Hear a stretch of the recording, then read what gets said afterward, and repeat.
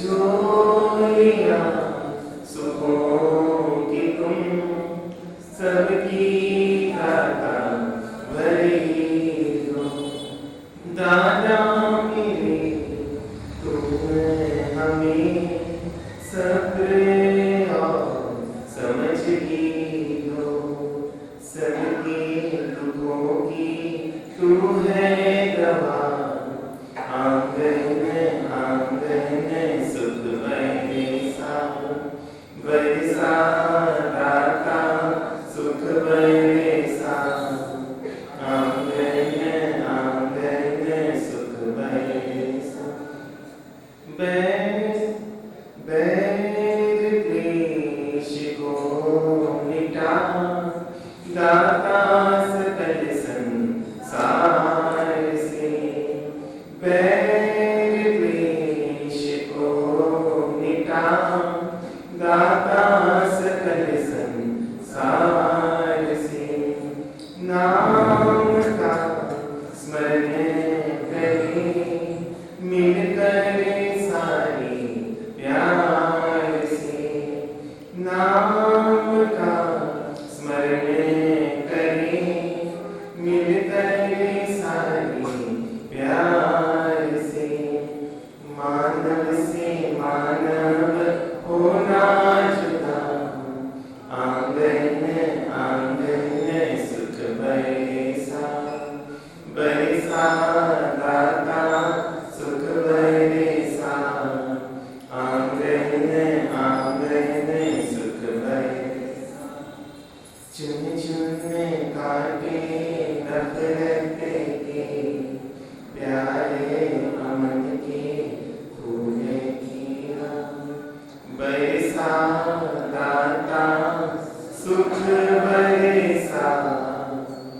आंगन आंगन सुख बरसा।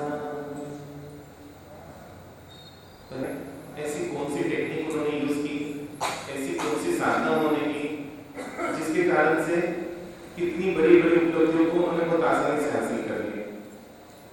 और कोई वो महापुरुष बताते हैं कि ये सब किसका प्रभाव है, तो उनके भावों का प्रभाव है, क्योंकि भावों ने बहुत अचिंत्य शक्ति मानी गई। इसलिए कहीं तो यहाँ तक बोल दिया गया कि भाव से भाव बढ़ते हैं, तो कहीं बोल दिया गया भावना भाव नाशी, कि भावना यदि कोई व्यक्ति भाता है तो उसके भाव भी है ना, वो भाव ही नष्ट करते हैं। हम उसकी शक्ति को नहीं जानते, इसलिए हम शायद उसका दुरुपयोग करना चाहते हैं। एक राजा के जीवन की घटना आती है कि वो राजा बने, और जैसे ही वो राजा बने तो उन्होंने मंत्री को बुलाया और मंत्री से चर्चा की कि देखो मैं राजा तो बन गया हूं, लेकिन एक प्रश्न का उत्तर मुझे नहीं मिल पा रहा है। बोले किस बात का उत्तर? बोले मैं देखता हूँ मेरे दादाजी भी बहुत जल्दी गुजरे, मैं देखता हूँ मेरे परदादा जी भी जल्दी गुजरे, मैं देखता हूँ मेरे पिता भी जल्दी गुजरे। तो ऐसा क्या कारण है कि हमारी आयु बहुत अल्प होती है, और बाजू के राज्य भी सुनते हैं तो देखते हैं कि वहां के अभी जो बेटा राज्य कर रहा है उनके पिता भी जीवित है, उनके दादा भी जीवित है, और सबकी बहुत लंबी आयु रखकर ही वहां के क्या हुआ, उनके पूर्वज गए। तो उनके पूर्वज इतनी लंबी लंबी आयु क्यों जी रहे हैं और हम इतनी छोटी आयु क्यों? एक बार पता तो लगाना है मुझे। बोले इसका उत्तर मुझे चाहिए। बोलते कि इसका उत्तर तो कैसे लाऊं, क्योंकि मुझे भी नहीं पता, लेकिन हाँ एक ही उपाय है कि मैं उस राज्य में जाता हूँ और सीधा राजा से पूछ लेता हूँ आपकी लंबी उम्र का राज क्या है। और राजा को भी ये बात जची कि मंत्री का यही जाकर, क्योंकि वो राजा से जो उत्तर आएगा वो उत्तर ज्यादा सही होगा। और मंत्री निकल गया उस राज्य की यात्रा में, और जब वहां पर पहुंचा दरबार में स्वागत भी किया गया क्योंकि मंत्री था, और मंत्री ने भी खूब जबरदस्त भेंट राजा को अर्पित की। और फिर राजा ने बोला कि आपका कैसा आना हुआ? तो बोले कि बस हम आपसे मैत्री का हाथ बढ़ाने आए, हम आपसे मैत्री चाहते हैं। और फिर मैत्री की चर्चा हुई और जो भी थी फॉर्मेलिटी पूरी हुई, तब बोलते हैं मैत्री हो गई है तो राजा जी, क्योंकि मित्र मित्र को है ना सही सलाह देगा, कभी गलत सलाह नहीं देगा। और इसलिए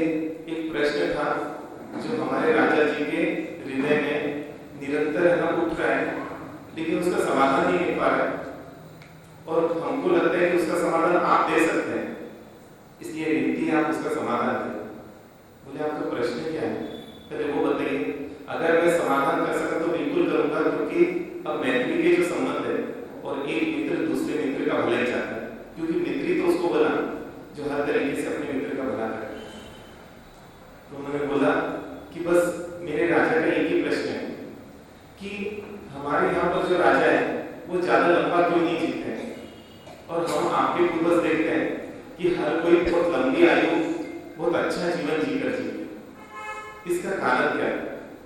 मुझे इसका उत्तर तो मैं अभी नहीं बता पाऊंगा, आप अभी थोड़ी देर रुकिए, उसके बाद में बताता हूँ। अभी तो आप अतिथि सत्कार का लाभ लीजिए। और उनको एक महीने रुकवा दिया, 8 दिन बीत गए, 15 दिन बीत गए। अब लगा कि 15 दिन हो गए, अभी तक राजा ने बुलाया नहीं, एक बार फिर जाकर निवेदन करना पड़ेगा। और फिर से राजा से बोलते हैं कि राजा जी, मतलब मुझे भी अपने देश जाना था, और इसलिए आप अगर आपकी अनुकूलता हो तो कृपया करके मुझे उस प्रश्न का उत्तर दे दीजिए, ताकि मैं अपने राजा को जाकर वो उत्तर सुना सकूं। बोले आपको प्रश्न का तो उत्तर मिलेगा, लेकिन तब मिलेगा जब आप जो जिस महल में रुके हैं, बोले उस महल के सामने एक बरगद का पेड़ है। बोले हाँ, उस महल के सामने एक बहुत बड़ा बरगद का पेड़ है। बोले वो बरगद का पेड़ जिस दिन सूख जाएगा उस दिन है ना आपको हम उसका उत्तर देंगे। अब राजा है तो कुछ बोल भी नहीं सकता, और राजा ने शर्त रख दी कि वो जिस दिन सूखेगा उसी दिन हमको उत्तर देंगे। और मंत्री तो क्या करे, चुपचाप अपने महल में चला गया कि राजा को कुछ बोल ही नहीं सकते, क्योंकि राजा अच्छे हैं जब तक ये अच्छे हैं, अगर उनकी बुद्धि फिरी तो उतने ही वो बुरे भी हो जाते हैं। और अब तो है ना, मतलब सोच रहे हैं कि शायद है ना अगर उत्तर नहीं लेकर जाता हूँ तो वहाँ राजा से दिक्कत आ जाएगी, और ये राजा इस बरगद के पेड़ के सूखे बिना उत्तर देगा नहीं। और ऐसे करते करते 1 महीना बीता, 2 महीने बीते। अच्छा, वो सोचता है इस बरगद को कैसे सूखा डालें, लेकिन क्या करें, उसके आसपास सैनिक भी है, तो ऐसा भी कुछ नहीं कर सकता जिससे कुछ ऐसा करो जिससे सूख जाए। लेकिन आश्चर्य की बात, 6 महीने में वो वृक्ष सूख गया, और सूख गया तो मंत्री की खुशी का ठिकाना नहीं रहा, झूम उठाओ, क्योंकि अब राजा ने वचन दिया है कि ये सूख जाएगा, उस दिन मैं उत्तर दूंगा, और अब तो ये सूख गया। इसलिए वो राजा के पास खुशी खुशी गए और बोले हे राजन, आपने जो शर्त रखी थी वो शर्त पूरी हो गई। बोले मैंने कौन सी शर्त रखी थी? बोले देखिए, आपने वो शर्त रखी थी कि मेरे प्रश्न का उत्तर आप तब देंगे जब वो सामने वाला बरगद का पेड़ सूख जाए, और वो सूख गया, अब आप उत्तर दीजिए। बोले मैंने तो उत्तर दे दिया आपको। बोले आपने उत्तर कहाँ दिया? क्योंकि आपने तो बस बोला था वो सूख जाएगा तब मिलेगा आपको उत्तर। बोले हाँ, मैंने तो भेज दिया, आपको मिला नहीं। बोले मुझे नहीं मिला उत्तर, लेकिन बोले मैंने तो भेज दिया था। बोले राजा, आप ऐसी पहेलियां नहीं बुझाएं, क्योंकि मुझे भी 6 महीने हो गए, और मुझे भी अपनी पत्नी अपने बच्चों की याद आ रही, और वापस मुझे अपने राज्य जाना है, और आपको भी पता है कि जब तक उत्तर नहीं मिलेगा मैं अपने राज्य में भी प्रवेश नहीं कर पाऊंगा। तो उन्होंने बताया कि मैंने सच में उत्तर दे दिया, तो बोले एक बार कृपा करके वापस उत्तर दे दीजिए। तो बोले देखिए, क्या आप इतना भी नहीं समझ पाए? आप सोचिए, वो बरगद का पेड़ कितना बड़ा था? बोले बहुत बड़ा था। तो क्या लगता उसको सूखने की संभावना में कितना समय लगता? तो बोले मुझे लगा शायद हजारों साल भी है ना, इस बरगद के पेड़ को कुछ नहीं हो सकता। तो उन्होंने पूछा ये 6 महीने में सूख कैसे गया? तो मंत्री सोचता मैं भी यही सोच रहा हूँ, क्योंकि मैंने राजन कुछ नहीं किया, मैं तो उसके पास गया भी नहीं, क्योंकि आपका इतना सख्त पहरा उस बरगद के पेड़ के पास था कि मैं वहां पहुंच ही नहीं सकता, इसलिए मैंने कुछ नहीं किया। तो वही बोलो, मैं सूख कैसे गया वो बरगद का पेड़ के? ये तो मुझे भी नहीं समझ में आया। बोले वो 6 महीने आप दिन भर उस बरगद को देखते हैं, और बस एक ही चीज सोचते हैं, ये कब सूखेगा, ये कब सूखेगा, ये सूखेगा तो मैं अपने घर जा पाऊंगा, ये जल्दी सूख जाए। और इस बार की भावना में क्या करती है, सोचिए इतने बड़े बरगद के पेड़ को भी सूखा डाल। बस यही नियम आपके राजा पर, क्योंकि आपका राजा जब प्रजा से इस तरीके का व्यवहार करता है, उनका शोषण करता है, उनसे गलत व्यवहार करता है, तो पूरी प्रजा क्या सोचती है कि ये राजा कब है ना जाए, कि कि शायद उसका बेटा अच्छा हो, शायद उसका बेटा अच्छा हो, और इसी कारण से आपके राजा की आयु ज्यादा नहीं रह पाती है। और यहाँ इस राज्य में एक एक प्रजा का जब ध्यान रखा जाता है तो प्रजा सोचती है कि ये राजा तो और अच्छा है, और ये क्या करे, चुप चुप जी। मतलब भावों का कितना प्रभाव, मंत्री को भी समझ में आ गया कि ये भावनाओं के कारण क्या है, हमारे राजा पर इस तरीके का प्रभाव पड़ा। और इसलिए ज्ञानियों ने क्या किया, सोचिए, जब एक व्यक्ति के भावों का प्रभाव दूसरे व्यक्ति पर पड़ सकता है, तो क्या खुद के भावों का प्रभाव खुद पर नहीं आ सकता? क्योंकि वो तो फिर भी दूर है, कुछ उसके भी कुछ भाव होंगे जो बाधा बने, लेकिन अपने भाव तो अपने पर बिल्कुल भी प्रभावित कर, क्योंकि इसमें तो कोई बीच में है ही नहीं। और इसलिए बोला गया सोच समझ कर भाव करो। और इसलिए ऐसी विद्या बताई गई कि जिसके माध्यम से आप सही भाव करकर क्या करो, सही तत्व तक पहुंचो। और इसलिए आया अपन ने कि मंदिर जाता है कोई साधक, और वो किस लिए जाता है मंदिर? हाँ, मंदिर जाता है मान्यता बदलने के लिए, क्योंकि यदि उद्देश्य भूल गए तो फिर दिक्कत आ जाएगी। स्तुति तो उसके बाद होगी, पहले मुझे ये क्लियर रहना चाहिए कि मुझे अपनी मान्यता बदलनी, मुझे अपनी सोच बदलनी। और सोच बदलेगी जब मैं बार बार क्या करूंगा, बार बार उस बिंदु पर विचार करूंगा जो मेरे लिए हितकारी, और उस बिंदु से दूर रहूंगा जो मेरे लिए हितकारी। इसलिए जब तीन फेरी होती है, स्तुति होती है, और वो जैसे ही परमात्मा के सामने पहुंचता है, और सामने पहुंचते ही अब वो क्या करता है, तो बोलते हैं वापस से, अब वो थोड़ा सा रुकता है, और रुककर वापस से सोचता है अब मुझे कहाँ पहुंचना है, भगवान के निकट पहुंचना है। लेकिन भगवान के निकट पहुंचने की शर्त हमको पता है कि भगवान के निकट कौन पहुंच सकता है? शर्त क्या है? क्योंकि इतना आसान होता तो बाकी क्या है। भगवान के निकट पहुंचने की शर्त है कि वो साधक सोचता है कि वापस से मुझे 3 बार निश्चय बोलनी, और यहाँ पर इन 3 निश्चय में मुझे किस चीज का त्याग करना है? तो बोलते हैं परमात्मा कि द्वेष को रखकर आपके पास नहीं पहुंचा जा सकता, और इसलिए मैं द्वेष का त्याग करता हूं। राग को रखकर भी कोई भी चीज आप तक नहीं पहुंच पाए, और इसलिए मैं राग का त्याग करता हूं निश्चय, और मोह को रखकर भी है ना कोई व्यक्ति आपके पास पहुंच ही नहीं सकता, और इसलिए मैं मोह का त्याग करता हूं निश्चय। इसलिए इस 3 भावों में वो राग का, द्वेष का, मोह का, क्योंकि उसके बिना आप सोचो कि मैं गहरे में प्रवेश करूं, भगवान के निकट पहुंच रहा हूं, क्योंकि जितनी भी आत्मा भगवान के पास पहुंची, पास पहुंचने का मतलब क्या है? उनके जैसा थोड़ा थोड़ा बन जाना। इसी को तो पास पहुंचना बोलते हैं। भाई एक अरबपति के पास एक गरीब व्यक्ति पहुंच गया, इसका मतलब क्या है? एक तो वो उनके पास पहुंच गया मतलब फिजिकली पहुंच गए, और एक क्या हुआ, वो भी करोड़पति बन गया। करोड़पति बन गया मतलब अब क्या हुआ? मतलब है ना, उनके पास पहुंचने का मतलब फिजिकली नहीं, वो भिखारी भी पहुंच सकता है। एक सेठ के पास एक भिखारी पहुंच गया मांगने के लिए, वो पास पहुंचा कि नहीं पहुंचा? इसको पास पहुंचना बोलते हैं।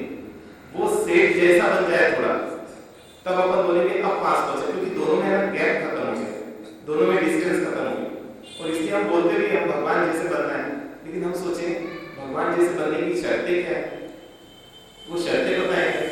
आज तक कोई व्यक्ति राग रखकर भगवान के पास पहुंच पाया है? कोई द्वेष रखकर भी भगवान के पास पहुंच पाया है? और मोह रखकर तो बिल्कुल भी नहीं पहुंच पाए। और इसलिए वो साधक रोज सोचता है, और जब रोज सोचता है कि अगर भगवान जैसा बनना है तो मुझे सिर्फ क्या करना है, सिर्फ इन 3 दोषों को निकालना है, क्योंकि ये 3 दोषी क्या कर रहे हैं, ये 3 पहाड़ जैसे मेरे और भगवान के बीच में खड़े हैं, जिसके कारण से मैं परमात्मा के निकट पहुंच ही नहीं पा रहा। मुझे है ना दूसरा नहीं रोकने वाला। सोचो दूसरा रोके तो कितना गुस्सा आ जाता है। कोई आप गहरे में जा रहे हो तो अभी मत जाए, गुस्सा आएगा कि नहीं आएगा? लेकिन आप खुद को रोके हुए हो अंदर जाने से, उस बात का गुस्सा ही नहीं आता है। और इसलिए श्रीमद जी बोलते हैं क्रोध प्रत्येक वर्ते क्रोध स्वभाव। उस गुस्से में गुस्सा आना चाहिए, क्योंकि गुस्से क्या कर रहा है, मुझे भगवान के निकट नहीं पहुंच पा रहा। और इसलिए वो साधक सोचता है कि अगर पहुंचना है तो एक बार राग का थोड़ी देर के लिए तो त्याग करो, कंप्लीट तो भी नहीं कर सकते, लेकिन कम से कम कुछ क्षणों के लिए तो त्याग करो। और इसलिए हम देखते हैं पहले के साधक जब जाते भगवान के पास तो सब कुछ छोड़कर जाते हैं।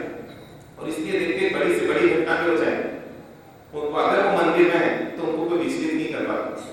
क्योंकि आता है ना उदाहरण कि पेथड़ शाह थे, और पेथड़ शाह जब मंदिर में जाते हैं तो सब निर्देश थे चाहे कुछ भी हो जाए कोई भी वहां पर मुझे है ना आकर कोई सूचना नहीं दे। और इतने में तो क्या हुआ कि बोलते राजा को ज्योतिषी ने बताया अभी जो युद्ध का वातावरण बना हुआ है और जो दुश्मन सेना से राजा से संधि करनी है, कॉम्प्रोमाइज करना है, उसके लिए ये श्रेष्ठ मुहूर्त है, क्योंकि इस मुहूर्त में यदि कॉम्प्रोमाइज किया जाएगा तो अपन फायदे में रहेंगे। और इतना पता चला कि ये मुहूर्त श्रेष्ठ है, अगर इसमें हम कॉम्प्रोमाइज करते हैं, इसमें हम सेटिंग करते हैं तो हम फायदे में रहेंगे। तुरंत उन्होंने पेखड़ शाह को सूचना भेजी कि तुरंत आए, क्योंकि अभी हमको क्या करना है, तुरंत ही राजा से संधि करनी है। और जैसे सेवक पहुंचे पेखड़ शाह के घर और पेखड़ शाह के शामिका जी मिले और उन्होंने बोला राजा ने तुरंत पेखड़ शाह को बुलाया। और पेखड़ शाह क्या वो शामिका क्या बोलती है कि अभी है ना वो नहीं आ सकते, अभी वो व्यस्त है, इसलिए अभी बिल्कुल नहीं आ सकते, इसलिए आप राजन से बोल दीजिए कि वो नहीं आ पाए। सेवक जाकर बोलते जाकर कि वहां पर सेठानी ने बोल दिया है कि नहीं आ पाएंगे।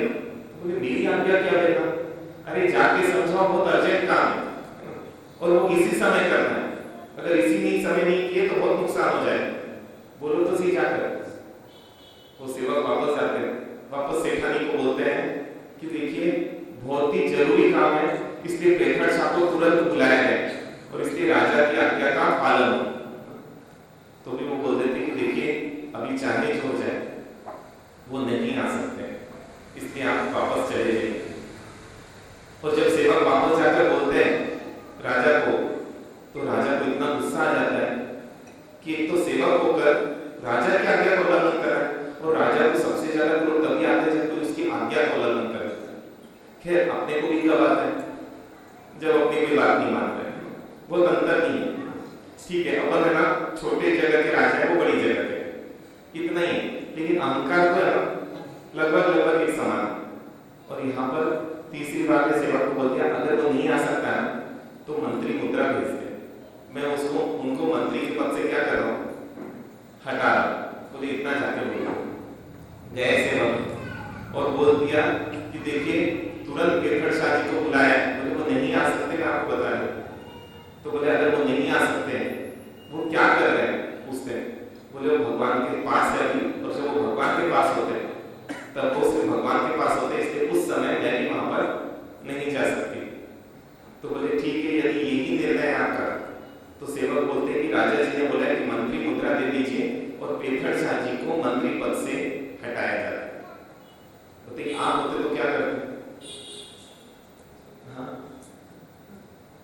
अरे एक व्यक्ति आया है ग्राहक और आप मंदिर में हो और पूरा है ना बहुत बड़ा ग्राहक है, 2-5 लाख का माल एक साथ देता है, और श्राविका जी कहते हैं और श्राविका जी से बोला वो, और श्राविका जी ने मना कर दिया और वो चला गया, और आप घर पर आए, आपको पता चला, क्या करोगे? हाँ? अरे टटोलते हैं अपने आप को, हम किसके पास है? आप है ना सिद्धों के पास नहीं, आप संपत्ति के पास हो। मतलब भले आप मंदिर में हो लेकिन फिर भी आप कहां पर हो? तो पैसे के पास ही आप। और वो क्या करते हैं, सोचिए वो सेठानी मंत्री मुद्रा, क्योंकि जब वो मंदिर में जाते थे तो मंत्री मुद्रा भी निकाल कर जाते थे, तुरंत लिया और मंत्री मुद्रा सेवक के हाथ में दे दिया और बोले राजा जी को दे दीजिए। और वो सेवक भी एकदम हैरान, अरे ये क्या, मतलब बोले सेठानी जी एक बार फिर से सोच लीजिए, मतलब मंत्री पद से हमेशा हमेशा के लिए पेखड़ शाह जी हट जाएंगे। बोले इसमें सोचने की जरूरत ही नहीं, सोचा तो उसमें जाता है जिसमें व्यक्ति ने पहले से निर्णय नहीं किया हुआ।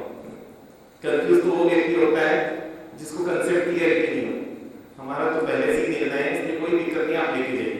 कितने विश्वास के साथ सेठानी ने दे दिया मंत्री मुद्रा, मतलब वो लोग थे और इसलिए वो परमात्मा के पास थे, और इसलिए उनको है ना परिग्रह से बिल्कुल भी आसक्ति नहीं थी।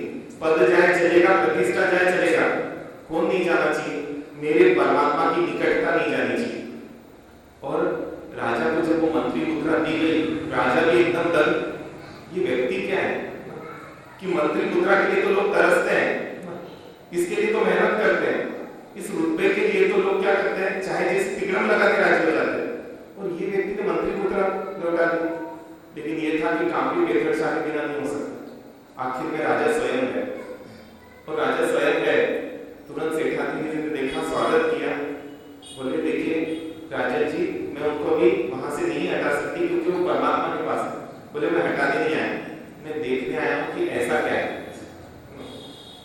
और मैं उनको बिल्कुल डिस्टर्ब नहीं करूंगा, मुझे आप जाने दीजिए। तब राजा ने विश्वास दिलाया और तब वो मंदिर में गए और वो देख रहे बेथड़ शाह क्या कर रहे, परमात्मा के फूलों से आरती बना रहे और पीछे एक सेवक है ना, एक एक फूल देते जा रहे, क्योंकि पहले वो क्या करते, भगवान से दृष्टि नहीं हटे, पहले वो थाली में पूरी आरती बनाते। अब सेवक को क्या करना रहता, एक एक फूल उस क्रम से देना होता और सेवक देते जाता और वो क्योंकि भगवान से मेरी दृष्टि नहीं हटनी चाहिए, वो जितने देर तक आरती बना और इस तरीके से कार्य चलता। अब राजा ने क्या किया, सेवक को हटने बोल दिया और सेवक को हटने बोला और राजा खुद बैठ गए। अब राजा को तो क्रम तो पता नहीं था कि इस क्रम से देना, राजा उठा के दिया। अब बेथड़ शाह ने सोचा फिर भी रखा, फिर उठा के दिया, लेकिन लगा कि क्रम तो दिक्कत आ रही, फूल आगे पीछे कैसे हो गए, तो एकदम पीछे पलट के देखते हैं और देखते तो राजा दिखते हैं। बोलते राजा जी ये आपका कार्य नहीं है, जिसका कार्य उसी को करने दीजिए, ये परमात्मा भक्ति हो जाती है, फिर मैं आपसे आके मिलता हूँ। और सोचिए कोई आश्चर्य नहीं, कोई हलचल नहीं, अरे राजा जी आगे, कोई एक्साइटमेंट नहीं, बिल्कुल शांति से उत्तर दिया। राजा ने इंतजार किया और उसके बाद क्या हुआ, उसके बाद बेथड़ जी जाकर मिलते और फिर तो पूरी सेटिंग जो होना है पुण्य है तो सब चीजें हो ही जाती और सब चीज होगी। लेकिन वो किसके पास थे, हाँ वो परमात्मा के पास थे। क्यों, क्योंकि उनको परिग्रह का राग नहीं था। इसलिए मैं बोल रहा हूँ कौन कौन सा राग छोड़ के जाने राजी, आपका मन सोच लो। ज्ञानी ने 3 तरीके के राग बताए। एक बताया काम राग, मतलब किससे राग है, वस्तु से राग है। मेरी ये वस्तु, इसलिए हम कई बार बोलते हैं ना कि भैया आप सोने की थाली उपयोग मत करना, क्योंकि क्या है आपका मन पूरा सोने की थाली में नहीं रह जाए। और इसलिए मन तो परमात्मा से जुड़ना चाहिए। वस्तुओं के प्रति आपको राग, तो इसका राग बहुत बढ़ गया, और जिसके अंदर इसका राग ज्यादा है, वस्तु के राग मतलब जिसको संपत्ति से राग है, क्या वो भगवान के पास जा सकता है, हाँ भगवान के गहरे में प्रवेश कर सकता है? मम्मन नहीं कर पाए, मम्मन भगवान के पास तक नहीं पहुंच पाए।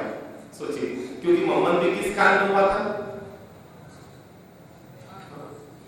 जिस काल में सैनिक राजा हुए थे, जिस काल में कौन थे, स्वयं साक्षात तीर्थंकर परमात्मा महावीर स्वामी थे, फिर भी मम्मन क्यों नहीं जा पाया? मम्मन सेठ की कहानी तो पता है ना, बहुत ही कंजूस व्यक्ति था जिससे पैसा छूटता ही नहीं था। खैर हम तो उतने कंजूस नहीं है, लेकिन मम्मन भगवान के दर्शन तक नहीं कर पाया। सोचिए क्या जबरदस्त अवसर मिला था, हम तो इस पंचम आने में आए, यहाँ साक्षात परमात्मा नहीं है, मम्मन को तो क्या अवसर मिला। और इसलिए मैं बोल रहा हूँ, आप लोग बोलते हैं ना भगवान में वहां भी लेने जाओ, चले भी जाओगे तो करोगे क्या? क्योंकि वहां पर भी जैसे ही प्रेम रहेगा, संपत्ति से प्रेम रहेगा, तो वहां पर भी आप भगवान के पास जाने की आपके पास फुर्सत नहीं रहेगी, आप ये मान के चलना। और चले भी गए ना तो इसलिए जाओगे क्योंकि लोग बोल बोल कर रहना, टोचे मार मार कर क्या करते हैं, परेशान कर देते, इसलिए चले जाते कि एक बार काम निपटाओ ताकि क्या हो सके, फटाफट सुबह मंदिर का काम निपटाओ ताकि क्या दुकान समय से खोल सके। क्योंकि क्या समाज में तो वही सब चीजें देखनी पड़ती है। तो बहुत कम लोग हैं जो परमात्मा के लिए परमात्मा के पास जाते हैं, या बोले बहुत कम लोग हैं जो आत्मा के लिए परमात्मा के पास जाते हैं। बाकी तो कोई पद के लिए जाता है, कोई प्रतिष्ठा के लिए जाता है, कोई परिग्रह के लिए भी जाता है। और ये भी बात है, जो वहां जाओ वो मिलेगा, लेकिन आप जहां गलत रहे हो, क्योंकि बहुत कुछ मिल सकता है। तो इसलिए जिसको संपत्ति से राग है वो पहुंच पाएगा क्या?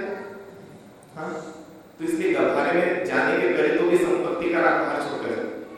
बोले यहाँ तो क्या भाव नहीं छोड़ा ना, भाव में छोड़ा तो एक दिन द्रव्य से नहीं छोड़ते, क्योंकि पहले कोई भी चीज आप भाव से ही छोड़ते हो। पहले कोई भी चीज आपको भाव नहीं तो खटकती है। भाई कोई कपड़ा आपके अलमारी में है, पहले कहाँ खटकता है? लाया था एक दिन आपने, लेकिन अब क्या हो गया, वो कपड़ा खटकने लग गया। तो खटकने लगा ना, आपने क्या किया, उस कपड़े को पहले ना कोने में कर दिया कि अलमारी में वो कहाँ चले गया, कोने में चले गया, पीछे चले गए।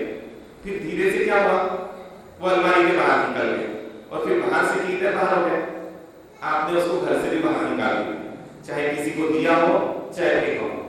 तो ये आपसे दूर कब हुआ हो? हाँ? जब भाव में आया कि वो खटक गया, जब भाव में बुरा लगने लग गए। बस ये अनुप्रेक्षा उसी के लिए कि आपको थोड़ी देर के लिए संपत्ति खटके तो सही, क्योंकि थोड़ी देर के लिए भी हुआ तो काम हो गया उसका, भगवान तो बोलते जीवन में एक बार भी हुआ सही तरीके से, रोज राग द्वेष मोह छोड़ना है, एक बार भी छूट गया भावों में अभी द्रव्य से नहीं, तो भी है ना एक दिन वो काम कर लेगा। क्योंकि जो चीज भावों में छूट जाती है ना, व्यक्ति बाहर से उसको ज्यादा देर पकड़ कर नहीं रख सकता। पकड़ ही तब आएगी जब अंदर से उसकी क्या हो, पकड़ हो। और इसलिए क्या हमको संपत्ति से ज्यादा राग है, क्या परिग्रह से ज्यादा राग है परमात्मा से, आप दर्शन नहीं कर पाओगे, मतलब उनकी पूजा पॉसिबल नहीं। दूसरा राग होता है स्नेह राग। स्नेह राग मतलब व्यक्ति के प्रति राग, लोगों के प्रति राग, परिवार के प्रति राग। ये व्यक्ति भी है ना गहरे में नहीं जा पाए। अच्छा क्या नाम रखा, गर्भगृह। गर्भ मतलब जहां पर क्या होता है, वो शिशु जन्मता है, जहां पर वो शिशु पलता है, वो आत्मा का गर्भगृह, जहां आत्मा का जन्म होता है। मतलब अपनी सम्यक दर्शन का जहां पे जन्म हो, उसी को तो क्या बोल दिया, गर्भगृह होगा उसका। मतलब सम्यक दर्शन का जन्म स्थली, उत्पत्ति स्थली कौन सी, तो बोलते परमात्मा का वो गहरा। तो इसलिए स्नेह राग वाला भी है ना, वो भी परमात्मा के पास नहीं जा पाए। क्योंकि कैसे कैसे तो उदाहरण मिलते हैं कि साक्षात गौतम स्वामी, सोचिए गौतम स्वामी का ऐसा उदाहरण है, जिसको समझाया वो क्या हुआ, उसने दीक्षा ले ली। और बोलते कि एक बार भगवान महावीर स्वामी ने गौतम स्वामी को भेजा, जाओ उस ब्राह्मण को समझा कर आ जाओ, उस ब्राह्मण को जीवन का सत्य बता कर आ जाओ, उस ब्राह्मण को जीवन को सार्थक करने का उपाय बता कर आ जाओ। और गौतम स्वामी तो जैसे ही सुने, वो तो ऐसे आज्ञाकारी थे, निकल पड़े और उस ब्राह्मण के पास पहुंचे। ब्राह्मण भी अहोभाव से उनको बुलाता है, क्योंकि कौन थे वो, तो भगवान के प्रथम गणधर। और वो ब्राह्मण को बैठकर उपदेश देते, समझाते, और इतना वैराग्य वाला उपदेश, इतना वैराग्य वाला उपदेश कि ब्राह्मण को कोई फर्क नहीं पड़ा। जैसे पत्थर पर पानी डालो ना, ये अभी अपने जो सीमेंट के रोड है ना, हम देखते हैं अभी बारिश हुई है, 5 मिनट बाद क्या है, 5 मिनट में सूख जाते हैं, मतलब सूखे ही रहते हैं, गीले तो हमको दिखाई देते हैं, ऐसा बोले तो चलेगा। वैसे ही है ना, वो ब्राह्मण को उपदेश दे रहे, ब्राह्मण बोल रहा है कि आपकी सब बात मेरे समझ आ रही है, आपकी सब बात समझ आ रही है, लेकिन क्या है, अभी मैं पत्नी को छोड़ नहीं सकता, क्योंकि मेरा पत्नी को क्या है, बहुत ही राग है। वो समझाते, भाई ये राग तो डुबा देगा, इस राग को तोड़, क्योंकि राग ही तो मारने वाला है। बोलते आप जो बोलो बिल्कुल सत्य है, लेकिन करूंगा, कल करूंगा, मतलब फिर कभी करूंगा, लेकिन अभी मेरा सामर्थ्य नहीं। और तो क्या हुआ, आखिर में गौतम स्वामी ऐसा क्षण आया कि पहली बार किसी से हारे मतलब पहली बार किसी को समझा नहीं पाए। अच्छा क्यों नहीं समझा पाए,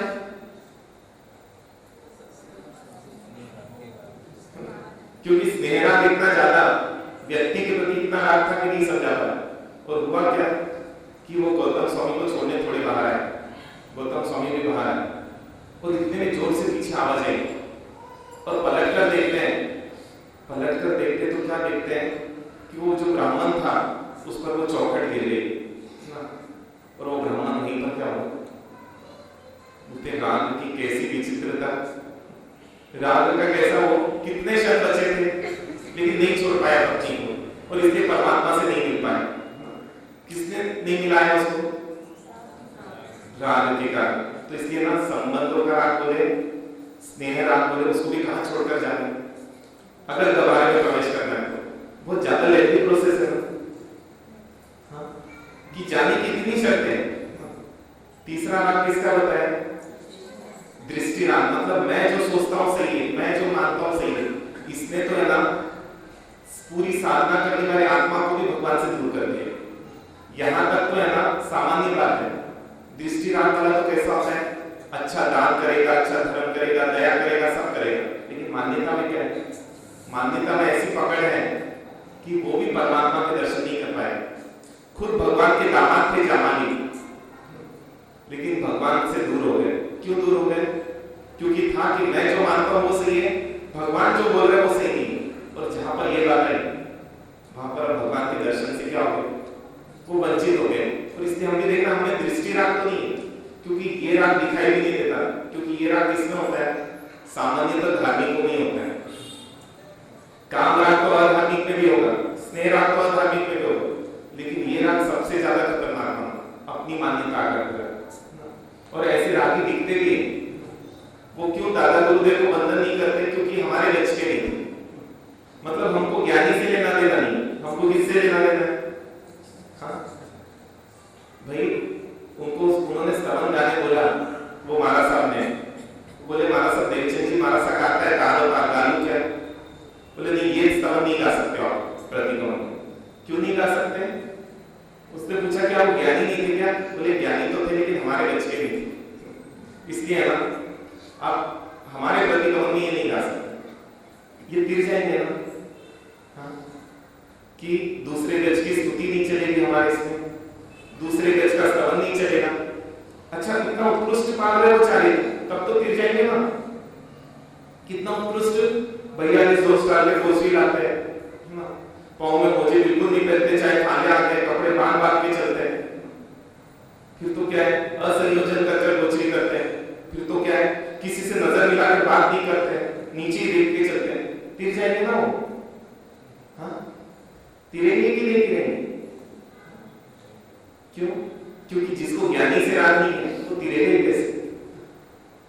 जिनको, क्योंकि देवचंद जी महाराज साहब को सब ज्ञानी मानते थे, लेकिन सिर्फ क्या है, उनके स्तवन इसलिए नहीं गाना, उनकी स्तुति इसलिए नहीं बोलो। तो जहां पर ये आग्रह है, उस गज को क्या बड़े संयम के बोल सकते हैं वहां पर, कि जहां पर आचार्य इस लेवल पर है कि उनकी दृष्टि कैसी जा रही है कि दूसरे नहीं चलेंगे। और देखते ना, वो द्वेषी क्या करता है, वो दृष्टिराग पैदा करता है। और इसलिए बोलता हूँ कट्टर लोग ऐसे ही होते हैं, क्योंकि कट्टर लोग बोलते हैं कि हम जो सोचते हैं, हम जो बोलते हैं वही सही है, दूसरे जो सोचते हैं, दूसरे जो बोलते हैं सब गलत है। बोलते हैं इसको तो है ना भगवान भी कुछ नहीं कर सकते, काम राग वाले को समझाया जा सकता है, स्नेह राग वाले को समझाया जा सकता है, दृष्टि राग वाले के सामने भगवान को भी क्या करना पड़ा, मौन ही धारण करना पड़ा, चुप ही रहना पड़ा। लेकिन हम तो क्या देख पाते हैं, हम तो उत्कृष्ट चारित्र देखते हैं, और ज्ञानी देखते हैं इसकी उत्कृष्ट दृष्टि है या नहीं, मतलब विशाल दृष्टि है या नहीं। ये ज्ञानी को ज्ञानी मानता है कि अपने गज के लोगों को ज्ञानी मानता है, ये बहुत मायने रखता है। और इसलिए बोलते हैं इसमें कौन फंस जाते हैं, क्योंकि इस ऐसे वाली की इतनी दोष दृष्टि हो जाती है कि कई जगह हम देखते हैं कि एक जगह वो श्रावक जी बता रहे थे, बोले महाराज साहब की बारिश जबरदस्त हो रही थी, और साध्वी जी 3 दिन से ना उन्होंने कुछ आहार लिया नहीं था। तो कुछ श्रावक है ना टिफिन लेकर आ गए, एक स्थानक था, स्थानक पर से साध्वी जी थे, लेकर आ गए टिफिन। अब उधर तुरंत वो श्रावक पहुंचे और उन्होंने देखा कि नहीं ये तो क्या करना है। तो साध्वी जी को बोले, साध्वी जी थोड़ा बाजू में पधारी और बोले साध्वी जी आप अभी सबको भिजवा दीजिए कि यहाँ पर नहीं लेना है, और जो भी हो गया आप सोच लेंगे। एक बार इनको आप मेरी मानिए, मेरी आपसे विनती है, आप इनको अभी टिफिन को बोले कि नहीं ले रहेंगे, आप चले जाओ। साध्वी जी ने बोला आप लोग चले जाइए कि हम रहने वाले नहीं है स्थानक में। वो भिजा दिया। वो श्रावक ने सामने के घर में पूरी व्यवस्था की और उनको बता दिया, क्योंकि सबकी क्षमता होती है और उत्सर्ग अपवाद शास्त्रों में बताया गया, और उस उत्सर्ग अपवाद के हिसाब से डिसीजन लेने पड़ते, क्योंकि अंतिम होती है समाधि, और समाधि नहीं टिक रही है तो मतलब अपवाद का सेवन किया जा सकता है। और पूरी व्यवस्था हो गई, साध्वी जी ने सामने घर से रह लिया हो गई। और 3 दिन बाद जब दूसरे साथियों का ग्रुप आया उस स्थानकवासी, तो ये उनके बिहार में थे, तो क्या बोलते हैं, हमने सुना है कि वो 3 दिन पहले वो जो साध्वी जी रुके थे उन्होंने उपासना में स्थानक में गोचरी। तो बोले साध्वी जी किसने बताया आपको, आप तो बताइए, क्योंकि मैं सामने था और किसी ने भी स्थानक में गोचरी ली नहीं। बोले हमको तो ऐसे ही बताया। बोले साध्वी जी उनको सामने लाओ ना, मतलब कितनी दोष दृष्टि। अरे उन्होंने किया होगा, इनको क्या लेना देना, लेकिन हमको उत्कृष्ट बताना तो क्या करना पड़ेगा, दूसरों को निकृष्ट, क्योंकि ये दृष्टि राग है ना, सिर्फ स्वयं को ही उत्कृष्ट मान सकता है। और इसलिए बोलते हैं कि आप यदि गबारे में प्रवेश कर रहे हो तो क्या करना है, भगवान काम राग, स्नेह राग, दृष्टि राग इसको त्यागता हूं, थोड़ी देर के लिए सही त्यागता हूं, तो पहले राग को त्यागता हूं। द्वेष किसको बोलते हैं, द्वेष तो हमको दिखाई नहीं देता, किसी व्यक्ति से द्वेष, किसी वस्तु से द्वेष रखकर भी अंदर नहीं जा सकते। महाराज साहब तो यहाँ तक बोलते हैं, अगर धर्म की शुरुआत किसी भी जीव की कभी भी होती है तो द्वेष के त्याग से होती है, और धर्म की पूर्णता होती है जब राग का त्याग कर देगा। क्योंकि अगर द्वेष नहीं त्यागा तो धर्म में प्रवेश कैसे करेगा, और याद नहीं त्यागा तो धर्म की पूर्णता कैसे होगी। झगड़ा हुआ है तो आप उसको उस समय तुम इच्छामी दुक्कड़म बोल दो, जाके मत बोलो बोल रहा हूँ। गभारे में प्रवेश करने के पहले एक बार क्या करो कि उस भाई को मैं इच्छामी दुक्कड़म करता हूँ जिसके प्रति मेरे अंदर दुर्भाव आए। ये रोज इच्छामी दुक्कड़म क्या करेगा, उस गिठान को ढीला करके जाएगा और एक दिन वो ताकत आ जाएगी कि आप क्या करोगे, शायद जाकर भी उससे माफी मांगोगे, क्योंकि ये गिठान बंद ही नहीं देगा। क्योंकि जिसको आप रोज 3 बार इच्छामी दुक्कड़म बोल रहे हो, 2 बार बोल रहे हो, 1 बार बोल रहे हो, तो आपको ध्यान दें और वो इच्छामी दुक्कड़म क्या करेगा, धीरे धीरे ना आपके अंदर सोच ला देगा कि रोज इच्छामी दुक्कड़म लेने से अच्छा एक बार ही क्या करो। तो एक तो है जिस जीवों से भी अगर द्वेष है उसको इच्छामी दुक्कड़म दिए बिना गभारे में प्रवेश नहीं होता है।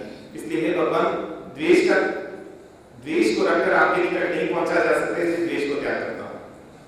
और एक द्वेष होता है जो हमको द्वेष ही नहीं लगता है, जिसको शास्त्रों में बताया है, मुक्ति के प्रति द्वेष होना, मोक्ष के प्रति द्वेष होना। ये थोड़ा गहरा विषय है, लेकिन है ना, सामान्य तो इतना है, भगवान मोक्ष के प्रति मेरा द्वेष हट जाए, मोक्ष मार्ग बताने वाले लोगों के प्रति मेरा द्वेष हट जाए। क्योंकि अभी अपने को साधु संत उतने प्रिय नहीं लगते। प्रिय क्यों नहीं लग रहे? सोचिए, यदि मैं पूछूं कि कल से हम 500 रुपए टिकट रख दी जाए 1 घंटे के प्रवचन की, क्या लगता है कितने लोग आएंगे? हाँ, महाराज साहब फ्री में आने राजी नहीं है, हम बोल बोल के थक गए।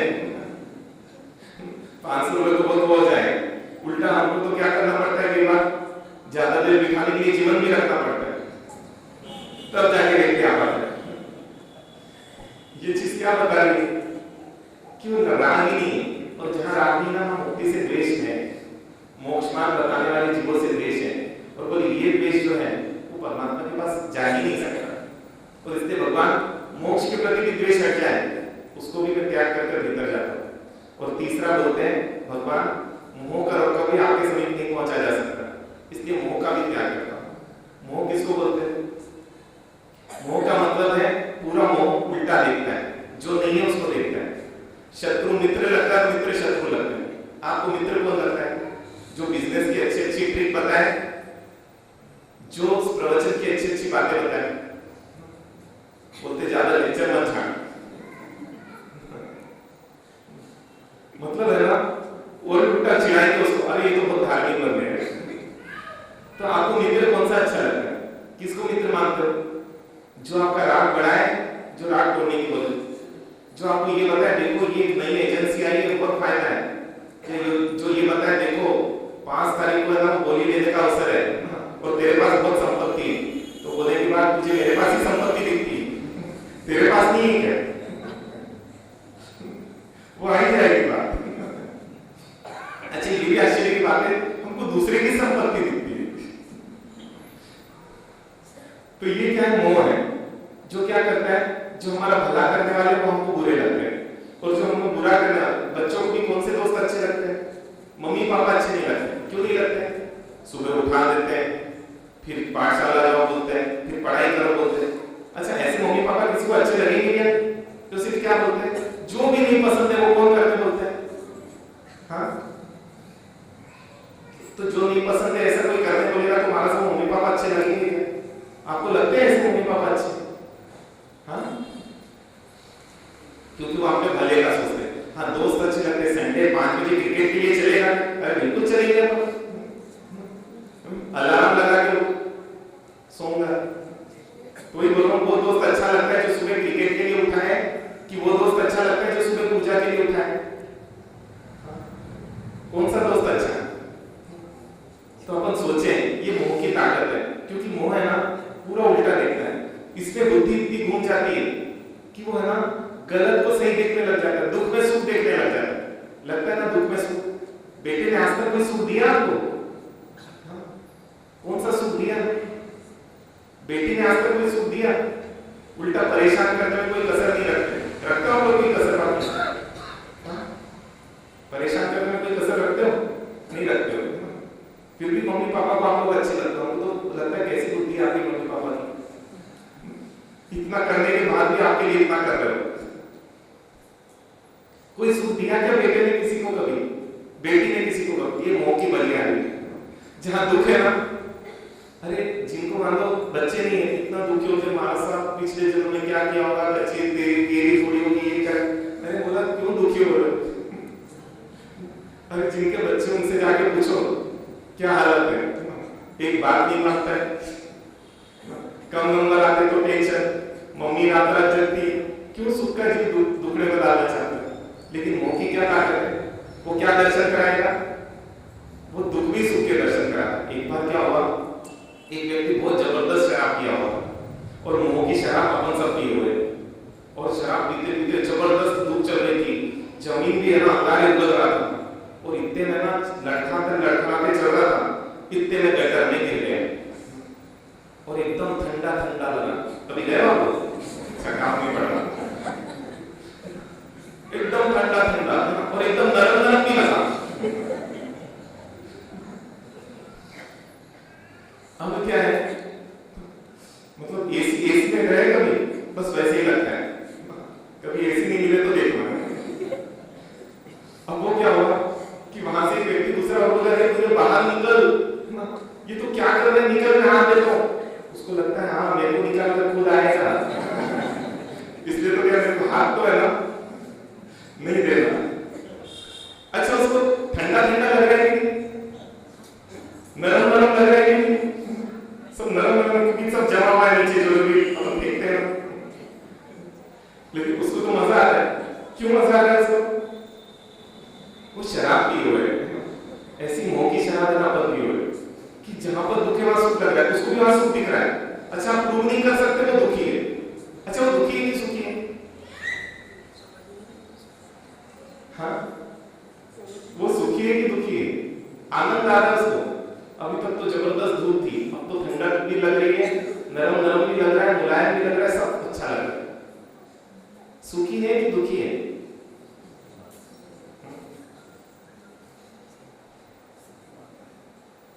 अच्छा सोचो हमारे साथ ट्रायल पहले देखेंगे फिर आपको बताएंगे, ऐसा कुछ है। असल में ना मोह को रखकर भी है ना हम भगवान के निकट नहीं जा सकते, क्योंकि भगवान प्रिय लगेंगे नहीं अपने को, और इसलिए भगवान के निकट लेके जाने वाले भी प्रिय नहीं लगेंगे, इसलिए मम्मी पापा अच्छे नहीं लगेंगे, दोस्त ही अच्छे लगेंगे। हमको भी कौन अच्छे लगेंगे? जो संसार से ज्यादा जुड़े, जो ये बताए वहां 50% डिस्काउंट में मिल रहा है, वो सहेली बहुत अच्छी कि हमेशा हमारा साथ जब भी कुछ लगता है ना मुझे बोलती है बोला उससे दूर रहना, क्योंकि क्या है वो इतना बड़ा दुश्मन है दोस्त के बीच में कि पूछो मत। लेकिन मोह की इतनी ताकत है कि वो ज्ञानी की बात है ना समझ ही नहीं पाए, क्योंकि ज्ञानी हमको समझा के करते। तो क्या करना, जब भी गवारे के अंदर जाओ 3 चीज का छोड़ कर जाना, थोड़ी देर के लिए छोड़ देना, लेकिन छोड़ देना। किस चीज को छोड़ना? हाँ भगवान राग को रखकर आपके निकट नहीं पहुंच सकता, इसलिए समस्त राग का त्याग करता हूँ। द्वेष को रखकर भी आपके निकट नहीं पहुंच सकता, इसलिए समस्त द्वेष का त्याग करता हूँ। और मोह को रखकर भी आज तक कोई भी आप तक नहीं पहुंच पाया, और मुझे आप तक पहुंचना है, इसलिए अभी मैं मोह का त्याग करता हूँ। और इतना बोलकर अब आप क्या करो, अब गहरे में प्रवेश करो, शायद अब आपको ना परमात्मा दिख जाए, और परमात्मा के साथ शायद क्या दिख जाए, आत्मा दिख जाए। कभी ऐसी इतनी निश्चित बोली है 1 घंटा लग जाएगा निश्चित नहीं, इतना टाइम नहीं लगेगा, वो समझाने में लगता है, लेकिन फिर समझने में बहुत ज्यादा घंटे लगते हैं। लेकिन हो सके, क्योंकि जब ये रोज बार बोलोगे आप तो धीरे धीरे आपको मोक्ष मार्ग क्लियर हो जाएगा। क्योंकि मोक्ष मार्ग ही क्या है, आप सामायिक कर रहे तो ये 3 चीज छोड़नी है, आप पूजा कर रहे तो ये 3 चीज छोड़नी है, आप प्रतिक्रम कर रहे तो ये 3 चीज छोड़नी है, क्योंकि ये 3 चीजें क्या करती है, हमको भगवान बनने से रोक रही है। हमने और भगवान में कोई अंतर नहीं है, सिर्फ अंतर किसका है, राग द्वेष और मोह, बस ये 3 ही चीज का अंतर है। ये 3 चीज हटा दो ना तो हमें भगवान में रत्ती भर का भी अंतर नहीं। ऐसा कौन बोल रहा है? ऐसे स्वयं भगवान बोल रहे हैं। तो इसलिए निश्चय करो तो इस भाव से करो। पहले निश्चय में क्या छोड़ना, तो कर्म बंधन कराने वाले संसार के काम, दुख में काम नहीं आने वाले संबंधों का त्याग, और तीसरी निश्चय में अपनी झूठी पहचान की निश्चय। और मंदिर के गहवारे में पहुंचने के पहले एक बार पूरा देखना, जाले वगैरह तो नहीं लगे, पहले वो पूरी साफ करना। ये सिस्टम है, भले आपका मंदिर साफ होगा लेकिन पूरा देखना। ये मंदिर नहीं, आप मन को देख रहे हो कि मेरे मन में तो कोई जाले नहीं है। ये टेक्निक्स है बाहर से भीतर जाने की। क्योंकि कई बार क्या होता है, बाहर को देखकर भीतर की याद आती है अपने को, दूसरों को देखकर अपने को अपनी याद आ जाती है, इसलिए टेक्निक्स बनाई। लेकिन हम कितने मूड है टेक्निक्स को यूज करते हुए वो टेक्निक सही तरीके से यूज नहीं किए, इसलिए उन लोगों ने जो काम किया वो हम नहीं कर पाए। तो रोज देश का त्याग करोगे तो गिठाने बाल भी नहीं सकते, रोज रात का त्याग करोगे तो रात कभी गाढ़ नहीं होगा, और रोज मोह का त्याग करोगे तो मोह एक दिन जरूर टूटेगा। सिर्फ इतनी सी प्रोसेस भी कर लिए पूरी मंदिर विधि में तो भी आपकी मोक्ष मार्ग की साधना हो जाएगी, क्योंकि ये तीन अपने को मित्र लग रहे हैं और ज्ञानी इन तीन को ही क्या मानते हैं, हमारा सबसे बड़ा शत्रु मानते हैं। तो कोशिश करेंगे आप लोग, क्या कोशिश करना, संपत्ति से राग रखकर कहां नहीं पहुंचा जा सकता, हाँ मूर्ति भराई का लाभ नहीं मिल सकता। फिर क्या है, स्नेह राग रखेंगे कि बच्चों के लिए संभाल के रखो तो भी क्या नहीं मिलेगा, मूर्ति भराई का लाभ नहीं मिलेगा। और तीसरा दृष्टि राग। दृष्टि राग मतलब क्या है कि अगर भैया मेरी शर्तों से रहेगा तो ये मैं करूंगा, अगर अपनी शर्तें भी रहेगी तो भी क्या होगा, तो भी नहीं मिलेगा। तो देखो अवसर नजदीक आ रहा है, परमात्मा बाहर भी विराजेंगे, मतलब 16 दिन के लिए भी भगवान विराज रहे हैं, और सब बच्चे आपके घर में भी आएंगे, और आपको देखना है कि उस समय संपत्ति का राग, स्नेह राग और दृष्टि राग तोड़कर क्या परमात्मा के पास जाने का सामर्थ्य इकट्ठा कर पाएंगे क्या? और इस भाव में सामर्थ्य इकट्ठा कर लिया तो समझिए अपना जन्म सार्थक हो गया। बोले जिन शासन देव की, बोले चारों दादा गुरुदेव की। उपवास के बचका सूर्योदय बच गए, 3 से 5 60% की समझ गई। उपदेश 24 अभ्यास